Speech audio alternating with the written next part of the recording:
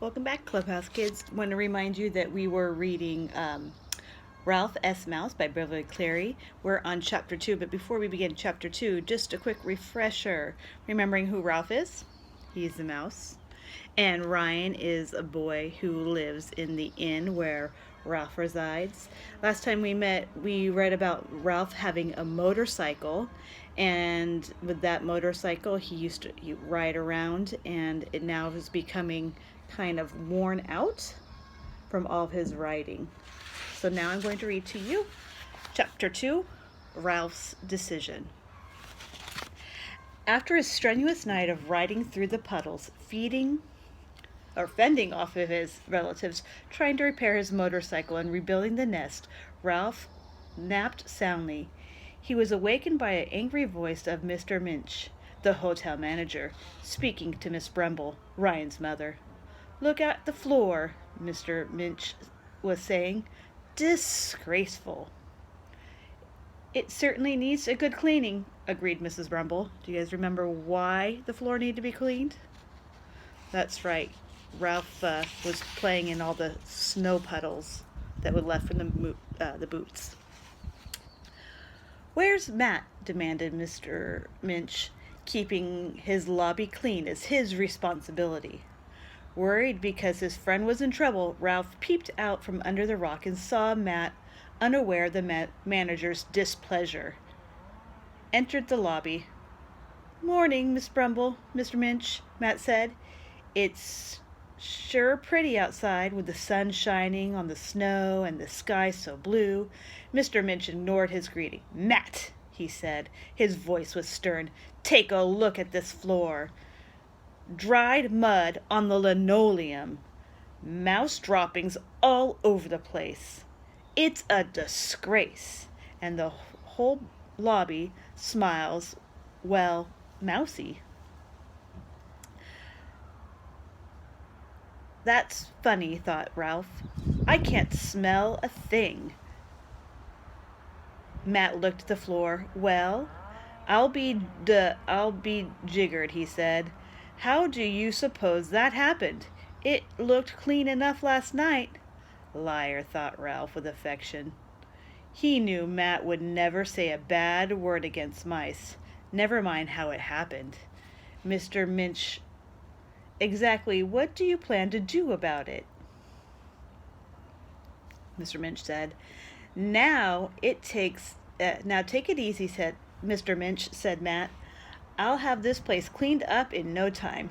"See that you do," said Mr. Minch. "This may not be a first-class hotel, but there's no excuse for a dirty lobby. I realize that late arrivals often leave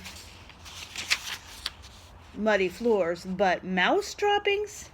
If I continue to find signs of mice, I shall have to let you go." If you're letting someone go, what does that mean? That's right, they might fire him. That's not fair, thought Ralph. Who did not want to lose his loyal friend? Matt had been part of the hotel for as long as he could remember, much longer than either Mr. Minch or Ryan's mother. Most employees did not stay long at Mountain View Inn. "Yes, sir." The cheer had come out of Matt's voice. Ralph, who came from a long line of intelligent mice, knew that most of his relatives had learned to avoid traps and poisons. He was not sure about his littlest relatives, however. What was left after traps and poisons? Cats. Ralph shuddered at the thought of the bloodthirsty cat stalking his innocent brothers and sisters and cousins, the little ones who always became entangled in the carpet fringe, would be the first to go. A skier who was looking at the headlines on the newspaper on the rack near the door overheard the conversation between Matt and Mr. Lynch. "There's a new electric mouser on the market," he volunteered. "It makes a noise only mice can hear and drives them out of the building in a hurry." I'll look into it. Something has to be done around here, said Mr. Minch as he returned to his office.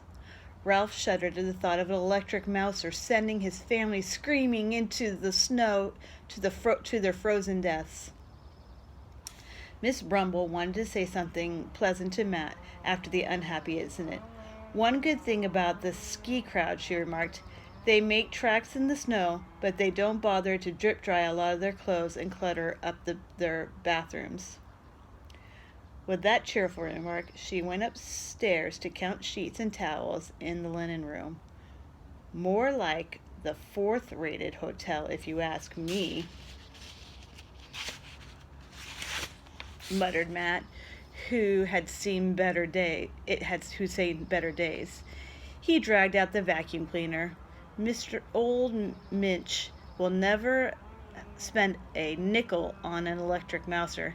How am I supposed to get rid of mice? Says, please, mousies, go away, or old Mr. High and Mighty won't throw me out in the cold. As the vacuum cleaner roared back and forth across the carpet, Matt looked so worried that Ralph began to worry too. What if the old man really did lose his job in the middle of winter? Where would he go? And what would Ralph do without his friend? He noticed that in spite of his worries, Matt did not run the vacuum cleaner near the hems of the curtains, a favorite hiding place of mice. Matt sat back on his hunches and began his morning grooming. As he wiped his paws over his whiskers, he suddenly had the most unhappy thought. He was to blame for Matt's trouble. If he had been an ordinary mouse without a motorcycle, all of his little relatives would not have come flocking to the lobby. They would still live upstairs, snug in their nests behind the baseboards, growing fat on crumbs from all the food skiers smuggle into their rooms to avoid dining room prices. Ralph paused in his washing to think. If he had moved back upstairs, his relatives would follow. But what about his motorcycle? He couldn't leap up a flight of stairs with it either. And neither would he leave it behind. Never. If he had left it behind, some of his older cousins would grab it and stay in the lobby, at least until they wore it out or wrecked it, and younger relatives would stay too. What was Ralph to do? He was still churning over his problem in his mind when the clock above him ground and groaned and managed to bring out 8 bongs. Right on schedule, Ryan came running to the lobby, warmly dressed to go to his mysterious place known as school. He was carrying his books and lunch in a backpack. Ralph admired his waffle stompers. Do you guys remember what waffle stompers are? That's right, they're some type of snow boot. The muddy floor caught Ryan's attention. He studied the mud, and when Matt left to fetch a mop, he got down on the floor in front of the clock and pressed his cheek against the floor so that he could speak to Ryan. I saw your tire tracks, he whispered. I bet you had a great time last night. Yeah, except for a bunch of little mice, said Ralph. And there's Ralph. You can see that in the storybook. What's the matter? Ryan asked him. You sound unhappy. Suddenly Ralph knew what he had to do. He thought fast, which was easy for him. Mice often have to think fast to survive. Look, Ryan, he said. I'm in trouble. I don't have time to tell you about it. Just take me and my motorcycle with you, and don't ask questions. To school? Ryan was surprised. Come on, begged Ralph. We're friends, aren't we? Sure, we're friends, agreed Ryan, but there's no time for buts, said Ralph, who knew Ryan would soon have to leave to catch the school bus. Well, okay, if you say so, Ryan said, but by the time By the time Ryan had passed Ryan's lips, Ralph had a Ralph was wheeling out his motorcycle with his crash helmet dangling from the handlebars. "I'll stay out of sight," he assured his friends. "There must be some place I can live at school." Oh, so I wonder what you guys think Ralph's decision was. Maybe he's going to try living at school. Ryan stuffed the motorcycle into one of the pockets of his parka and picked Ralph up carefully so he didn't smash his tiny ribs. "You mean you want to stay at school?" "Yes," said Ralph, suddenly frightened by his decision. "There must be some place I can hide." Ryan thought for a moment. "Well, there is one of Miss Melissa Hamper's boot. You could hide in there."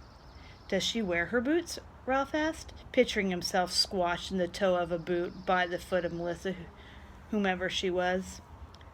"No, if she can help it. Not if she can help it," said Ryan.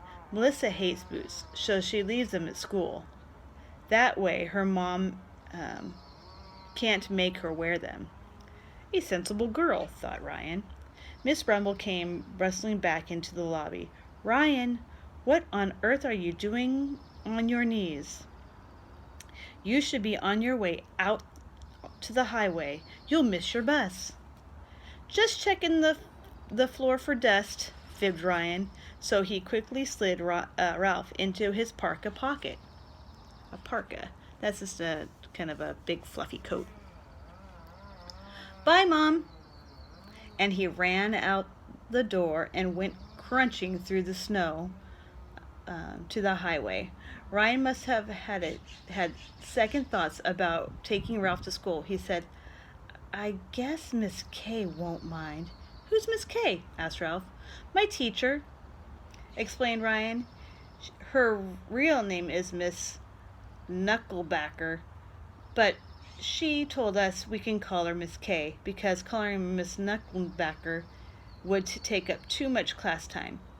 "Oh," thought Ralph, mystified.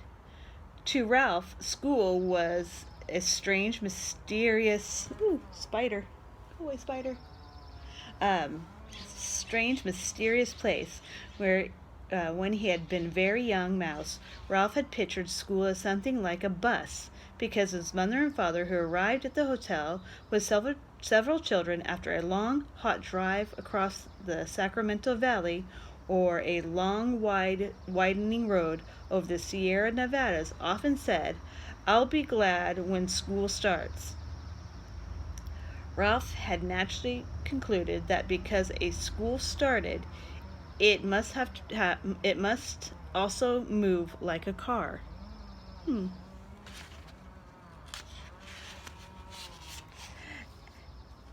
As Ralph had grown more sophisticated from listening to children, he came to understand that understand that children moved. Let me read that again so you guys understand. As Ralph had grown more sophisticated from listening to children, he came to understand that children moved. Sophisticated. As Ralph had grown more sophisticated. That must mean he's learning more new things about life and has a better understanding. Later on, he learned that some grown-ups called teachers went to school. Some of these teachers had stayed in the hotel during the summer. As far as Ralph could see, teachers behaved like ordinary people, except that, unlike parents, they said, "Oh dear, school will be starting soon."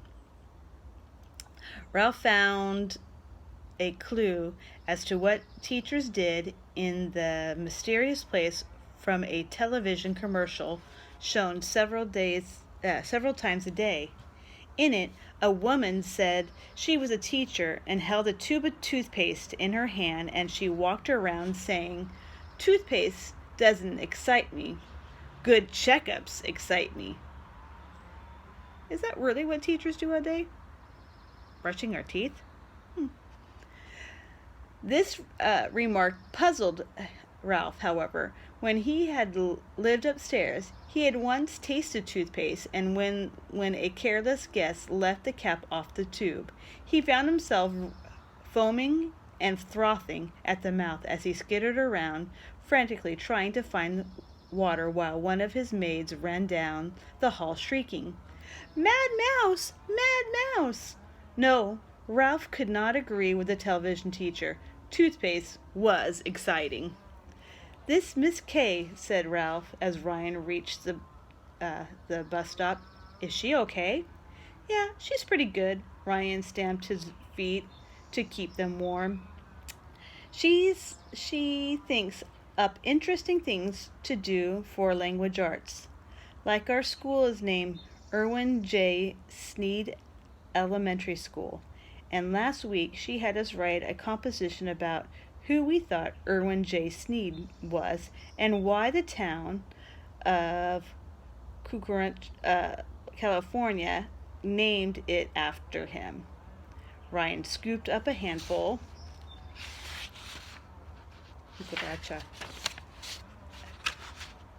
Ryan had scooped up a handful of snow and squeezed it into the ball and threw a branch of a pine tree. Snow slid off the branch and fell with a soft plop. Oh, I forgot to show you. There was a picture on there, right? There's the teacher. Right there, brushing her teeth on the commercial.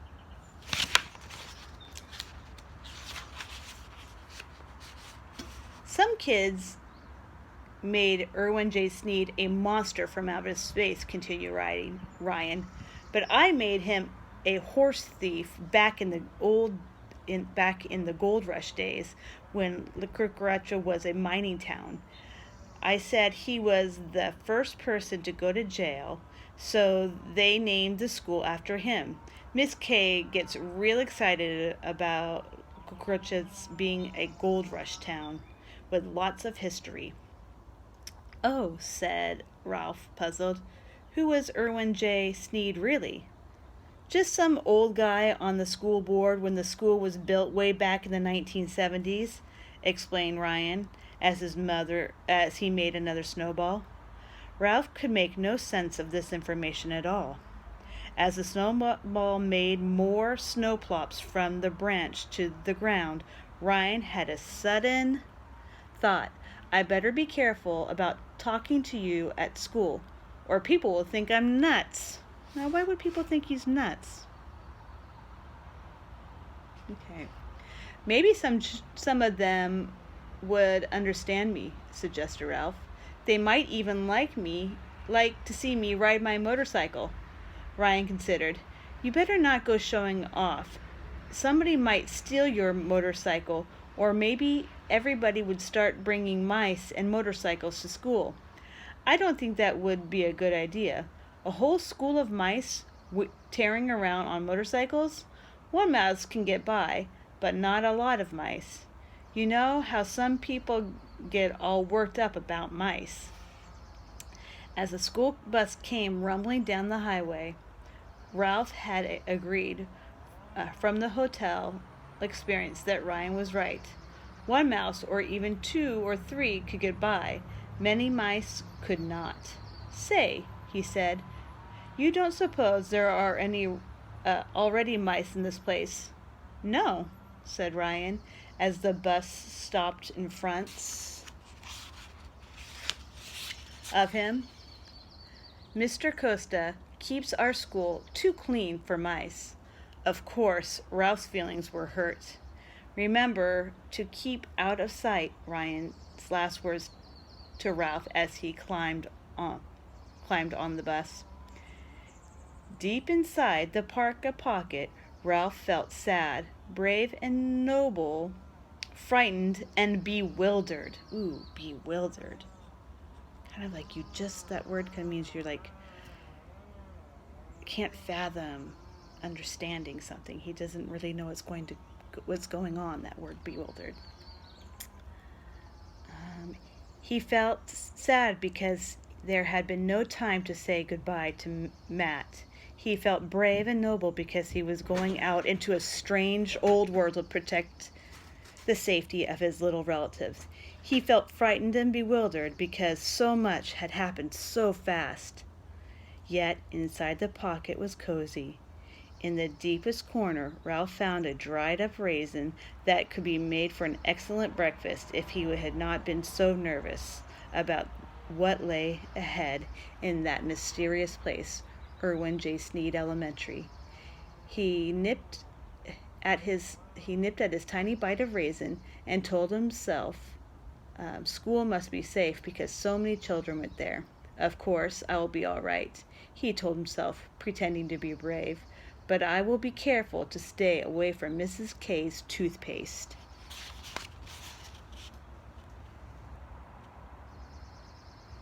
All right, things to think about.